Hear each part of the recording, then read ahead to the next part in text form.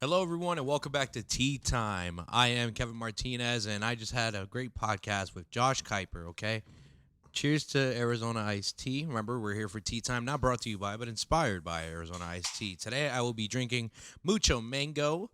What will you be drinking today, Josh? Half and half, personal favorite. I also really like the peach iced tea and the green tea with honey. And I'm a step ahead. I'm already into mine. Remember to do the shake, Josh. I did a shake. That's my way of saying if you're a professional drinker of Arizona iced tea, you did some type of tap dance onto your can. Yeah, that's what you did. Okay, so I guess that's your equivalent way of doing a shake. Enjoy. AZT sounds good to me. Mucho mango. It's a very acquired taste. I haven't had it in a long time. You got to be in the mood for it. Really sweet. It's a good flavor though. I do enjoy it. So anyway, welcome to Tea Time, Josh. We had a great conversation, but there were a couple things that we didn't get to in the Middleman Podcast that I think it's worth expanding on in Tea Time, especially with these nonprofit organizations. This is some of the things that I was reading about the itinerary that Positry they left for you. I was very intrigued by some of the statements that were there. So one of the things was that this is verbatim. It says, you are receptive to the patterns of the universe on a larger scale. Uh-huh. I was like, well, that's quite the compliment. I was like, why do you feel that they said that about you? Well, I did martial arts for over 30 years, or I've been practicing martial arts for 30 years, and I studied Eastern philosophy a lot, specifically the I Ching and the Tao Te Ching. And one of the weird things about studying the I Ching, so the I Ching is it's estimated to be about 5,000 years old, and it's the Chinese book of divination. So the I Ching came about when the ancient Chinese observed the patterns of the universe and then systemized it in such a way that you can see. So from reading the I Ching and studying it and stuff like that, it kind of helps you to read the tea leaves by paying attention to what's going on around you and then figuring things out that most people normally can't see. That's interesting. So, do you think that that comes with like a certain sense of purity or self awareness? I think it comes from opening up your mind to the certain point where you can actually utilize it in ways that most people can't, is what I think about it. So it has to do with self-understanding and awareness and training and enlightenment. And there's really a lot that goes into it. And I think that process is different for everybody. So you can't say to one person, well, this is how I achieve this and that's how you're going to do it. It is definitely a personal thing, I think. Okay, so like this is something that developed over time, being able, you mentioned being able to see certain things, that others may not see. Would you be able to tell me about something that you might see or care to explain an experience that you saw something and you were like, wow, I know I'm the only one seeing this just because I'm so intrigued, on how your mind works. And, I definitely believe in the aura, the spirits, that there's more to us than just this flesh. Yeah. We're meat and muscles and bone wrapped around bones with electricity, basically. So when I was a kid and I was training in martial arts, I would always look at the instructors and listen to the things they're saying, and I always wonder how they could figure these things out, or how would they know it, or how do you get this? And 35 years later, now I understand that it's through observation, understanding of yourself, and understanding of the way things happen around you. But what happens in my daily life a lot is I'll think about something and not even consciously, just a passive, offhanded thought, and then it'll happen like 2 seconds later. So, as an example, like I would think of somebody and then they text me like while like 2 seconds after I'm thinking it, it's like, well, that's just weird. And that started happening more and more often the older I've gotten and the more I've looked into Eastern philosophy and stuff. It really does compound over time. I would love if you could try to recommend some books for Oh me yeah. to read because it's funny that you say that because I call that simulation theory. That's what I call it. Like a common example, if I'm ever explaining someone simulation theory, if you never heard of it, is you and I were sitting on the couch and I'm like, damn, I could really use an Oreo right now. And then, a minute later, the Oreo commercial pops up. Okay. Like, what the hell? Like, how they know that I wanted an Oreo? Like, this is simulation theory that the universe is lining itself up, that you're saying the right things in time. And like I mentioned to you earlier with the juice thing about the whole scenario there, that was just another example of the universe is just doing these things to me often right now at the age of 25. Okay, I'm finding myself in these experiences that's like, why is this happening so often right now? What's changing within myself? What's changing around me that this is happening so often? And that's just how I feel right now in this current state as where I am right now. Nice, So nice. it's weird. It really is. So for them to, receptive to the patterns of the universe on a larger scale, you just understand what's coming to you, and or you can understand why it happened to you. Well, the larger scale thing is just the larger patterns of the universe. So I don't claim to be able to tell the future or Yeah. predict what's about to happen. It's just, the smaller scale is the individual details that are happening. That's left to itself. But if you understand, like I said, yourself and the way things work, you can get a pretty decent idea of what's on the way. It's like you're more accepting to the universe, Yeah. more accepting of it is what it is type of theory, philosophy, way of life. Yeah, it's like you've opened up your mind and shut off some of that noise that keeps you from understanding the way things really are. Okay. Is how I look at it. Like it was okay. When I think of universe, when I think of things like this, I think like this is the way it was meant to be.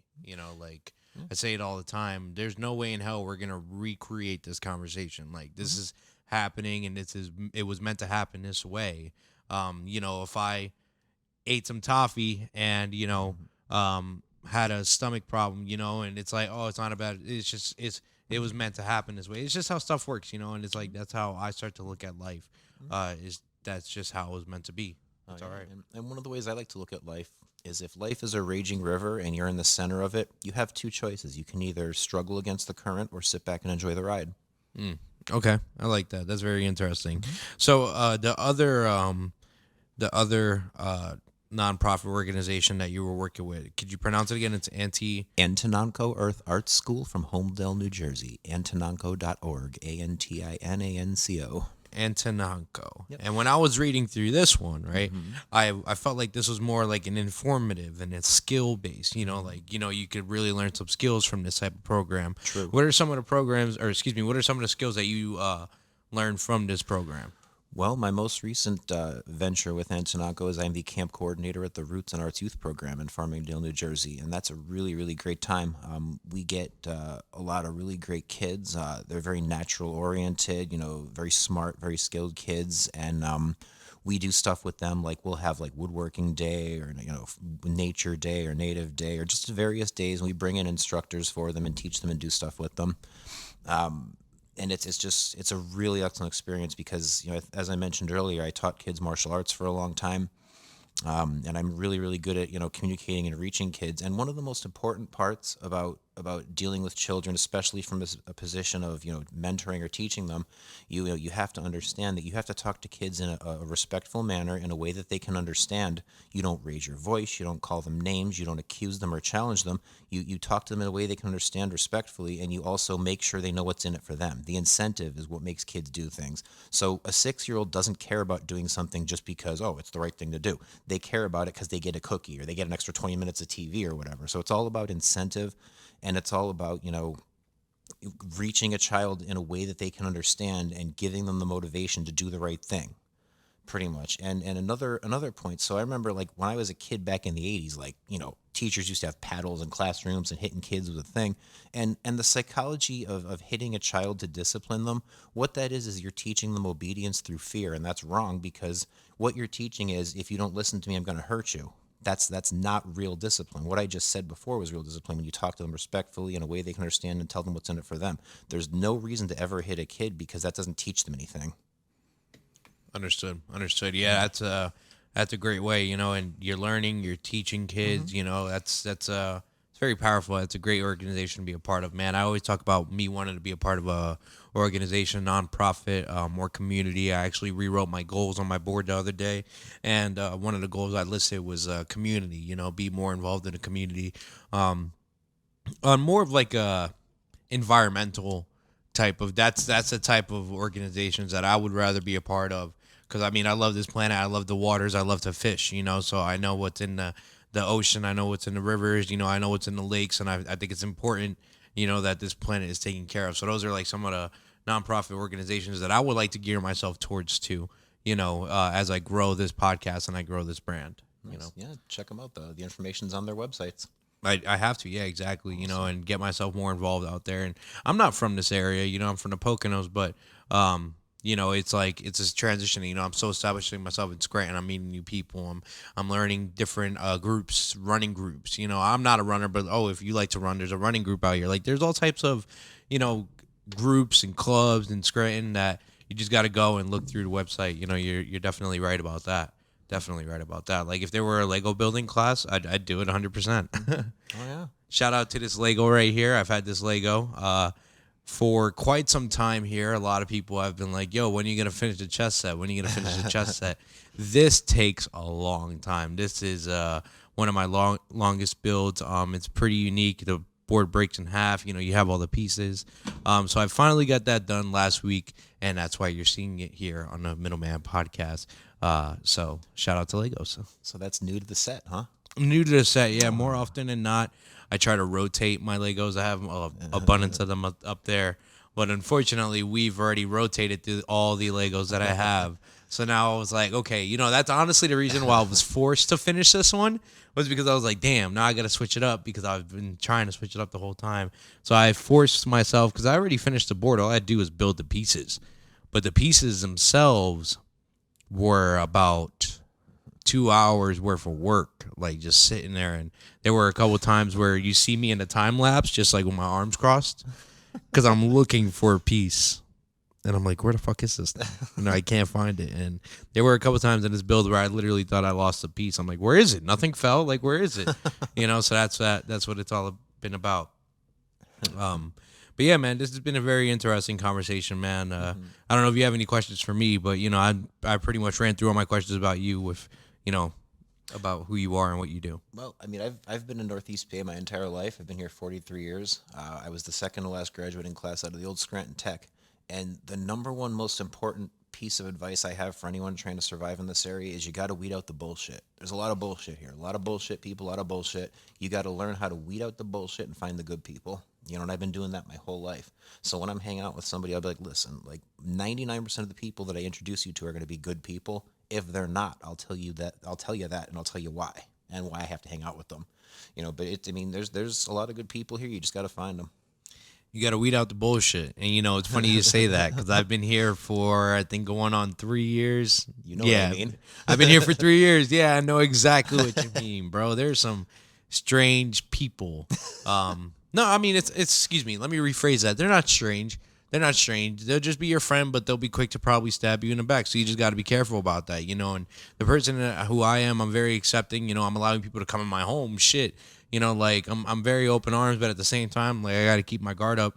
And you just learn that through trial and error with some people, and I've learned that with some trial and error with the people in Scranton. You know, it's just like, Yep. All right, we might have had one disagreement, and now we're enemies of enemies. So it is what it is. But you know, it's a great area. It's a fun area. You know, you meet entertaining people, and you know, shout out to the YMCA for bringing us together, I guess, right? I love that place. I love the steam room there. Yeah, good workouts there. Good workouts there. Yeah. And follow up on Apollon Nutrition here before we end tea time. I have tried Apollon Nutrition. Shout out to you, Mr. Chrome Dome. You had me try this protein by Apollon Nutrition, and it tastes really, really good. Tried it for the first time yesterday. Definitely looking forward to using it. It's very helpful with post-workout, pre-workout. You know, you want to skip a meal and just have some protein, definitely give it a shot.